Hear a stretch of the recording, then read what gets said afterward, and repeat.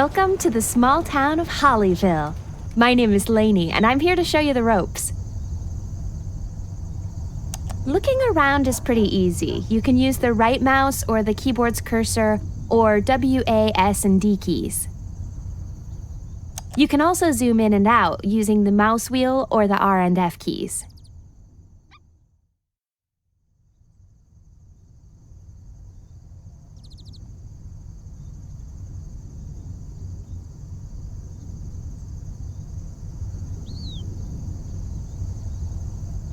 In front of you, there is a small grid upon which you can place buildings. Those buildings are determined by a series of cards. Let's draw some now and get started. That will do nicely. At the top here is the next card in your build list. It's a school, pretty useful. On the card is a small 3x3 grid with a building icon in the middle. This displays the building's effect on its adjacent tiles. Blue squares represent +1 point, so the school will give +1 points to the tiles immediately adjacent to it. With a card selected, you can now place it. Notice how the blue highlights represent the area effect as displayed on the card. Let's put the school here.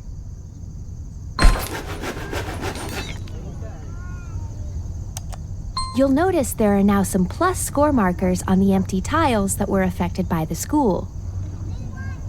If we place point-collecting buildings on those positive scoring tiles, it just so happens the next card in your build list is a houses card. By far the most common point collect. Notice how it tells you on the card if the building collects points or not. So let's get some points. Great! We now have 1 point due to the combination of the school's area effect and the house. We have a target to reach for each column. Currently, that target is 2. You can see your current target right here in the top right.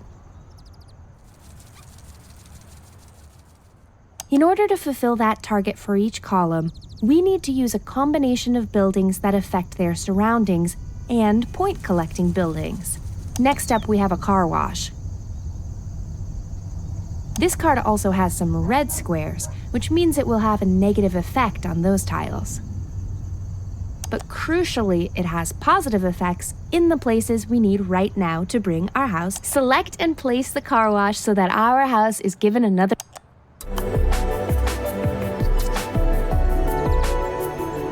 We now have 2 points in the first column thanks to our house, school, and car wash. Also notice how the red negative area effect from the car wash canceled out one of the points from the school. Now the first column is complete. Look what happens. See that? The column has been cleared. That means you bank the points from that column, which are then multiplied and added to your total score. It also means you get a new empty column to build in here on the right. The immediate aim of the game is always to clear the first column, but you'll have to plan ahead with your building placements in order to do that for future columns. Those are the basics, but let me show you what happens if you forget to place a point-collecting building in a. Fill this column with the following non-point-collecting buildings. If any building area effects spill off the side of the grid, they will have no effect. You can use this to your advantage sometimes.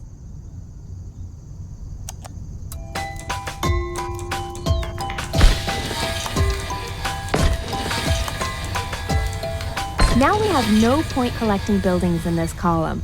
This will likely happen to you sometimes, but just to be clear, it's something you want to try and avoid. And not just because we have a brewery and factory next to a school. With no means of collecting points, this column cannot reach its target. Therefore, it's just going to sit there while we fill up the rest of the empty land. We need to force clear it. Once the first column is filled, you'll notice this little button flashing at you. All we have to do is click it to force clear. Great! However, force clearing isn't free, it costs you 1 life. You can see how many lives you have left here. Make sure you use your lives sparingly. Once you run out, you'll fail the level. Now see if you can complete past this column here using the next batch of buildings.